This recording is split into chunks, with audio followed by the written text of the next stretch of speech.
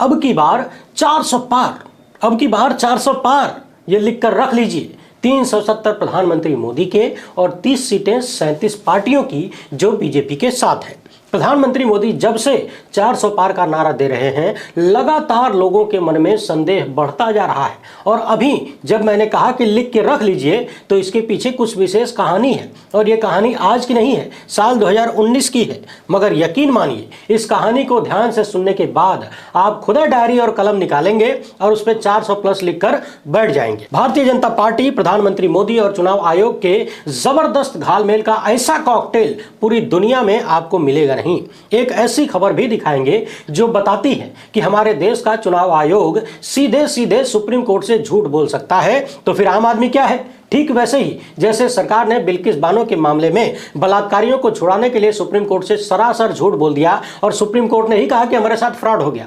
आज इस वीडियो में हम 4-5 पॉइंट पर बात करेंगे। मशीन में क्या गड़बड़ होती है, नहीं होती है, वो सब भूल जाइए। गड़बड़ हो चुकी है, पहले उसकी बात कर लीजिए। और उस गड़बड़ी को छुपाने के लिए चुनाव आयोग ने कौन कौन से कारनामे किए, वो देखकर आपकी आंखें फटी की फटी रह जाएंगी। और इस मामले में सुप्रीम कोर्ट के चीफ जस्टिस की बात क्यों कर रहा हूं, उनका नाम क्यों लिया जा रहा है, उस पर भी विस्तार से बात करेंगे। और वीडियो के आखिर में मशीन में गड़बड़ी या छेड़छाड़ को लेकर चुनाव आयोग ने एक नया नवेला जवाब दिया है। सवालों का जवाब चुनाव आयोग ने दिया है। शायद अभी तक आपने ये मामला देखा नहीं होगा। पिछले दिनों उस सवाल पर हमने भी चर्चा की थी, और अब चुनाव आयोग ने जो जवाब दिया है उसको जरा ध्यान से सुनिएगा। और इस जवाब के बाद जो सवाल निकल कर आता है, उसे अपने दिमाग में बिठाते हुए चुनाव आयोग की निष्पक्षता पर विचार करिएगा। आज की ये वीडियो काफी महत्वपूर्ण होने वाली है। बहुत सारे मामले हैं, घंटों तक खोपड़ियां खपाने के बाद ये वीडियो तैयार हो रही है। आखिर तक देखिएगा। इस वक्त ईवीएम को लेकर चर्चा हो रही है, चुनावी घपलेबाजी के सवाल उठ रहे हैं, जगह जगह विरोध प्रदर्शन हो रहा है। सुप्रीम कोर्ट के तमाम वकील जनता को जागरूक करने में लगे हुए हैं। एक तरफ दनादन सवाल दागे जा रहे हैं, दूसरी तरफ चुनाव आयोग दुम दबा के भागता हुआ नजर आ रहा है। सामने से सवालों का जवाब नहीं दिया जा रहा है। वोटों की घपलेबाजी से लोकतंत्र के साथ धोखेबाजी होती है, लोकतंत्र कमजोर होता है, जनता के साथ फ्रॉड होता है। मगर वोटों की घपलेबाजी से कोई पार्टी जीत सकती है, कोई हार सकता है, परंतु एक देश के रूप में चुनावी जीत हार से भी ज्यादा बड़ी हार होती है इंसानियत का हार जाना। और पिछले कुछ सालों से देश में जो नफरत का माहौल पैदा किया जा रहा है, वो किसी भी ईवीएम या वीवीपैट से ज्यादा खतरनाक है।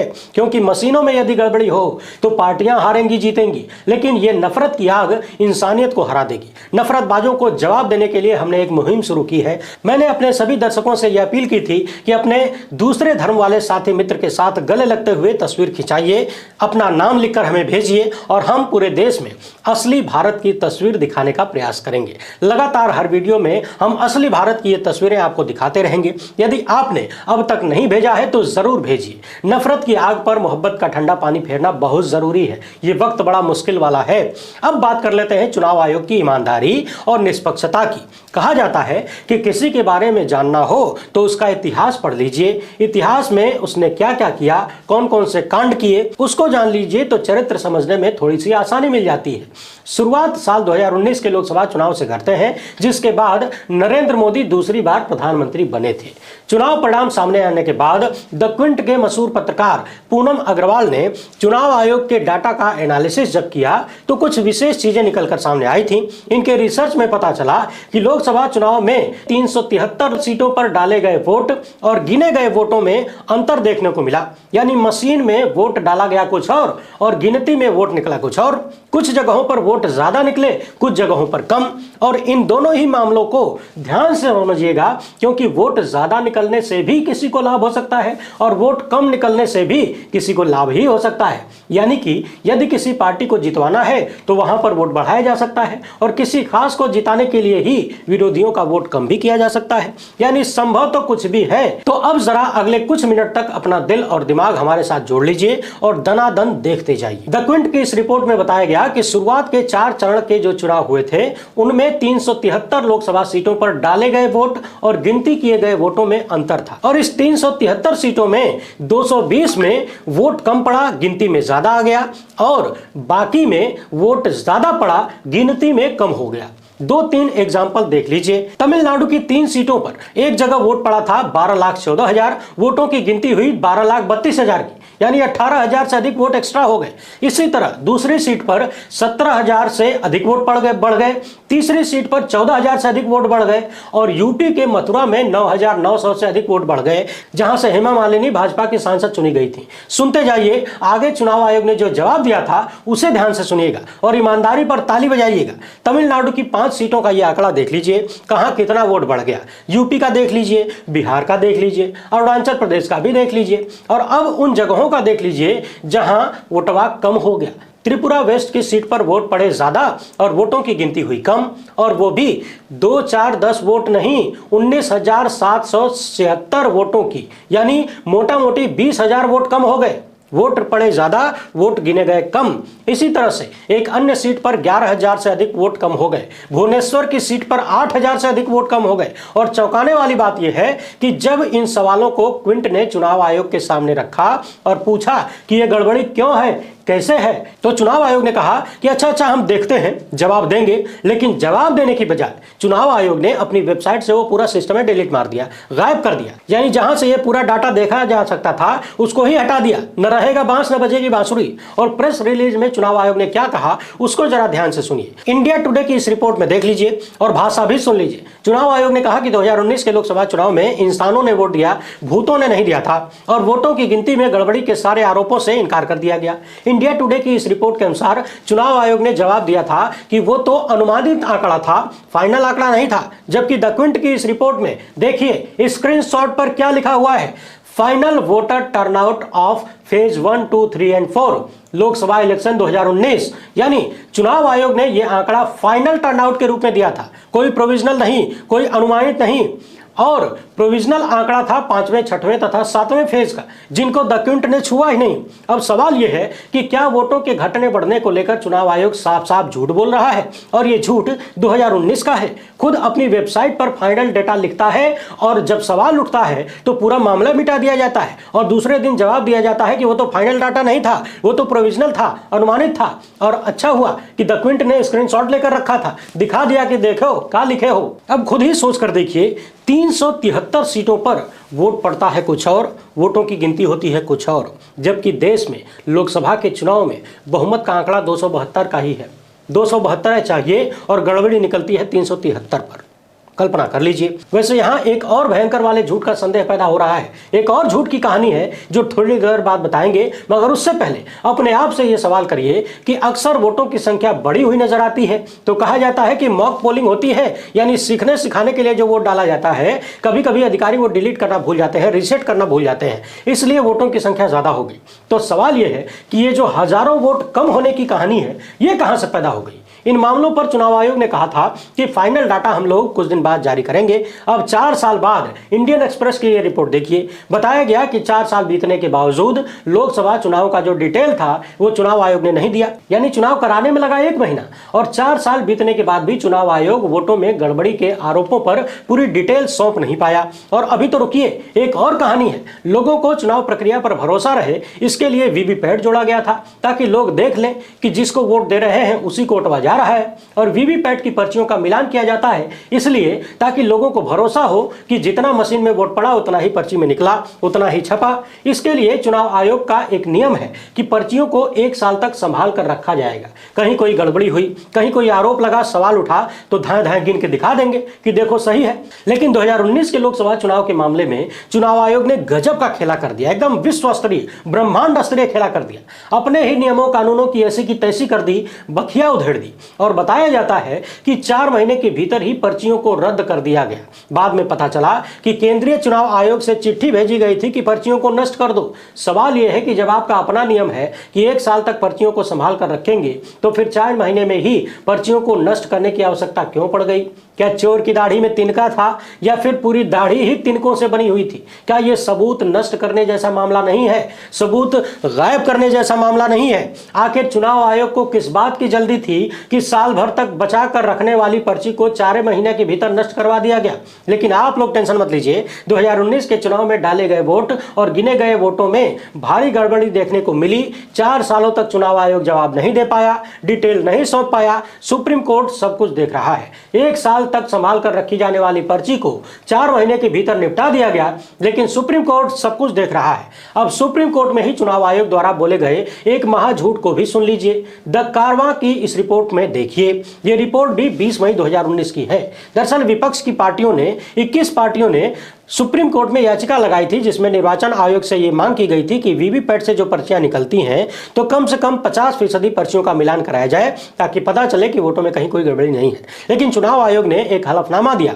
उसको देखने के बाद सुप्रीम कोर्ट ने विपक्षी पार्टियों की इस याचिका को खारिज कर दिया। चुनाव आयोग ने इस हलफनामे में क्या कहा था, जरा ध्यान से सुनिए और यह भी ध्यान दीजिएगा कि यह बहुत ही बड़का वाला झूठ कैसे है। कारवान ने इसको झूठ क्यों लिखा। चुनाव आयोग ने सुप्रीम कोर्ट से कह दिया कि पिछले 2 साल में वीवीपैट और ईवीएम में मिलान में कहीं कोई गड़बड़ी नहीं मिली है, और 2013 से निर्वाचन आयोग को वीवीपैट के गलत होने की कोई शिकायत भी नहीं मिली है, केवल एक शिकायत मिली है। यानी निर्वाचन आयोग ने सुप्रीम कोर्ट में यह दावा किया कि मई 2017 से जितने भी राज्यों में विधानसभा और लोकसभा के जो भी चुनाव हुए या फिर उपचुनाव हुए, उनमें 1500 मतदान केंद्रों में वीवीपैट का मिलान हुआ, ईवीएम के वोटों से कराया गया, जो कि बिल्कुल बराबर पाया गया, कहीं कोई गड़बड़ी नहीं मिली। मगर इसके बावजूद न्यूज 18 में छपी पीटीआई की इस रिपोर्ट में गुजरात के तत्कालीन मुख्य निर्वाचन अधिकारी ने यह माना था कि 30 दिसंबर 2017 को विधानसभा चुनाव में 4 सीटों में मतदान केंद्रों में वीवीपैट और ईवीएम के परिणामों में अंतर पाया गया। हालांकि उन्होंने यह भी कहा था कि निर्वाचन अधिकारी की गलती से यह सब कुछ होगा, मॉक वोटिंग के बाद मशीनों को रीसेट नहीं किया गया था। ऐसे ही मई 2018 में कर्नाटक से एक मामला सामने आया था, जहां पर वोटों की गिनती में अंतर पाया गया था। यानी गड़बड़ियों के बहुत सारे आरोप सामने आए, मगर फिर भी चुनाव आयोग ने सुप्रीम कोर्ट में यह कह दिया कि 2 साल के भीतर कहीं कोई गड़बड़ी नहीं मिली है, केवल एक शिकायत मिली है। वैसे यह सवाल बड़ा गंभीर है कि मॉक पोल की वजह से 10, 20, 50 वोट ऊपर हो सकते हैं, हजारों वोट कम कैसे हो सकते हैं, और जो आंकड़ा चुनाव आयोग ने फाइनल बताकर जनता के सामने रखा था उसे अचानक हटा क्यों लिया गया, और सालों गुजर गए, अब तक जवाब क्यों नहीं दिया गया, फाइनल डिटेल क्यों नहीं सामने रखी गई।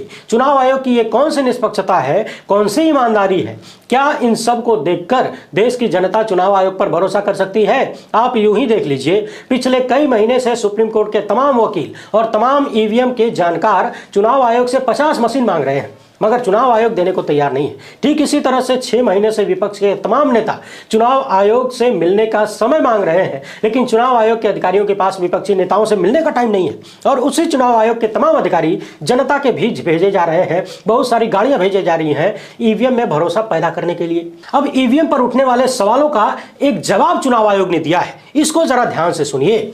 मगर उस जवाब को जानने से पहले सवाल को जान लीजिए। पिछले दिनों हमने आपको लाइव वीडियो में बताया था कि पूर्व अमेरिकी राष्ट्रपति बराक ओबामा के प्रशासनिक सलाहकार रहे तथा ईवीएम के बड़े जानकारों में से एक और ट्यूलिप सॉफ्टवेयर के पूर्व सीईओ माधव देशपांडे ने भारत में प्रयोग की जाने वाली ईवीएम के बारे में 2-3 चीजें कही थी। उनका कहना था कि भारत में जो ईवीएम मशीन प्रयोग की जाती है, इसको दूर से कंट्रोल नहीं किया जा सकता, क्योंकि इसमें वाईफाई, ब्लूटूथ या इंटरनेट कनेक्शन नहीं होता है। लेकिन उन्होंने ये भी कहा था कि चूंकि बैलेट यूनिट और कंट्रोल यूनिट के बीच वीवीपैट लगा है, इसलिए वीवीपैट में कुछ भी गड़बड़ किया जा सकता है। यानी आप अपना वोट वीवीपैट को देते हैं और वीवीपैट आगे आपका वोट किस कैंडिडेट को दे रहा है, यह आपको पता नहीं चलता, और यहां पर कोई भी खेल किया जा सकता है। यानी यह मामला ठीक वैसे ही है कि आपने अपना वोट अपने दोस्त की जेब में डाल दिया, दोस्त ने जेब खोल के दिखा दिया, देखो तुम्हारा वोट इसी में पड़ा हुआ है, मैं ले जा रहा हूं, दे दूंगा, और दोस्त की पॉकेट में यानी दोस्त की जेब में झांक कर आप संतुष्ट हो गए। आगे आपका दोस्त सही जगह पर वोट पहुंचाता है कि नहीं, यह आपको पता नहीं चलता। हो सकता है दोस्त किसी के लिए काम कर रहा हो, आपका वोट पहुंचाना कहीं और था, पहुंचा कहीं और दिया। इन्होंने साफ साफ कहा था कि वीवीपैट में ऐसे सॉफ्टवेयर की व्यवस्था की जा सकती है, उसको इस तरीके से डिजाइन किया जा सकता है कि हर दूसरा, तीसरा या चौथा, पांचवा वोट किसी एक पार्टी को जाए। और इनका यह कहना था कि बैलेट यूनिट तथा कंट्रोल यूनिट के बीच जो वीवीपैट है, इसे किनारे होना चाहिए और बैलेट यूनिट को बीच में होना चाहिए, ताकि बैलेट यूनिट पर जब हम बटन दबाएं तो डाटा सीधे पर्ची छापने के लिए जाए, दिखाने के लिए जाए, और दूसरी तरफ काउंटिंग में यानी रजिस्टर होने के लिए चला जाए, कंट्रोल यूनिट में चला जाए। और अब चुनाव आयोग ने जवाब में जो कहा है जरा उसको ध्यान से सुनिए। चुनाव आयोग का कहना है कि ये जो कंट्रोल यूनिट है ये मास्टर की तरह काम करता है, जबकि बाकी के दोनों जो यूनिट हैं यानी बैलेट यूनिट और वीवीपैट इसके इशारे पर काम करते हैं, वो दोनों गुलाम की तरह काम करते हैं। चुनाव आयोग ने बताया है कि बैलेट यूनिट और वीवीपैट आपस में कोई कम्युनिकेशन नहीं करते। जब कोई वोटर बैलेट यूनिट में बटन दबाता है तो बैलेट यूनिट से कंट्रोल यूनिट में डाटा पहुंचता है और फिर कंट्रोल यूनिट वीवीपैट को पर्ची छापने के लिए आदेश देता है। और जब वीवीपैट में पर्ची छप जाती है, पर्ची छप के गिर जाती है, तो कंट्रोल यूनिट में वोट रजिस्टर होता है। अब सवाल यह है कि इन तीन मशीनों के इधर उधर में कौन सही बोल रहा है, कौन झूठ बोल रहा है। माधव देशपांडे ने हाल ही में द वायर पर करण थापर को दिए गए इंटरव्यू में कहा कि जिस मशीन में हम बटन दबाते हैं यानी बैलेट यूनिट और कंट्रोल यूनिट जहां वोट रजिस्टर होता है, इन दोनों के बीच वीवीपैट आता है, यानी वीवीपैट से होकर वोटों को गुजरना होता है। जबकि चुनाव आयोग का कहना है कि ऐसा नहीं है, यानी चारों तरफ से ईवीएम के मामले में खचर पचर सामने आ रहा है। इन सभी मामलों को बटोर के जब एक साथ मैंने रखा और वीडियो की तैयारी कर रहा था तो कई बार ऐसा लगा कि दिमाग में फेल मार रहा है। अब कुल मिलाकर सवाल यह है कि जनता भरोसा करे तो कैसे। चुनाव आयोग की तरफ से या फिर किसी भी संवैधानिक संस्था की तरफ से ऐसी कोई पहल नहीं हो रही है जिससे जनता को भरोसा मिले। पिछले दिनों चंडीगढ़ के मेयर के इलेक्शन में घपलेबाजी का वीडियो सामने आया, जिसमें सीधे सीधे प्रिसाइडिंग अफसर विपक्ष के वोटों को खराब करते हुए देखा गया, रद्द करते हुए देखा गया। इस मामले में सुप्रीम कोर्ट के चीफ जस्टिस डीवाई चंद्रचूड़ ने जोर जोर से फटकार लगाते हुए कहा, बोल दीजिए अपने अफसर को कि सुप्रीम कोर्ट सब कुछ देख रहा है, ये लोकतंत्र की हत्या है और लोकतंत्र की हत्या हम बर्दाश्त नहीं करेंगे। अब सवाल यह है कि साल 2019 के चुनाव से लगातार सवाल उठ रहे हैं। इन सवालों पर जवाब न देकर लोकतंत्र के साथ जो हो रहा है वो हत्या है, बलात्कार है, लूट है, डकैती है, क्या है? इस पर कौन बोलेगा? क्या इतने गंभीर मसलों को देश की अदालतों द्वारा सुना नहीं जाना चाहिए? क्या वजह है कि सालों बाद भी चुनाव आयोग इन सवालों का जवाब नहीं देता? चंडीगढ़ मेयर के चुनाव में तो सारा का सारा वीडियो सामने था। लोग कह रहे थे कि जब सीधे सीधे आंखों के सामने बैलेट पेपर से हो रहे चुनाव में धांधलीबाजी हो सकती है तो फिर मशीन के भीतर क्या क्या होता होगा कौन जानता है, और चोर लोग क्या क्या करते होंगे कौन जान सकता है। और ये सारे सवाल मेरे नहीं है, ये जनता के सवाल है। लोग यहां तक कह रहे हैं कि कुछ लोगों के भीतर सत्ता में बने रहने की लोलुपता इतने गहरे तक चुकी है कि वो कुछ भी कर सकते हैं, किसी भी हद तक जा सकते हैं। जब चुनाव से पहले पुलवामा हो सकता है, 40 जवानों की शहादत हो सकती है, जब ऐसी घटनाएं हो सकती हैं और 5 साल बीतने पर भी उसकी कहीं कोई जांच नहीं होती, किसी को जिम्मेदार नहीं ठहराया जाता, तो फिर चुनाव जीतने के लिए क्या क्या नहीं हो सकता। ईवीएम कौन सी बड़ी बात है? जब 140 करोड़ की आबादी में करोड़ों लोगों के दिमाग को हैक किया जा सकता है झूठ के माध्यम से, फरेब के माध्यम से, नफरत के जरिए, तो फिर मशीन तो इंसानों ने ही बनाई है। कैसे चुनाव आयोग ताल ठोक कर ये कह सकता है कि इन मशीनों में कोई हेराफेरी नहीं हो सकती? और यदि कह सकता है तो फिर हेराफेरी करने का दावा करने वालों को मशीनें सौंप देने में किस बात का डर है? क्यों भाग रहा है चुनाव आयोग? चुनाव आयोग तो सवाल करने वालों को मिलने तक का समय नहीं देता।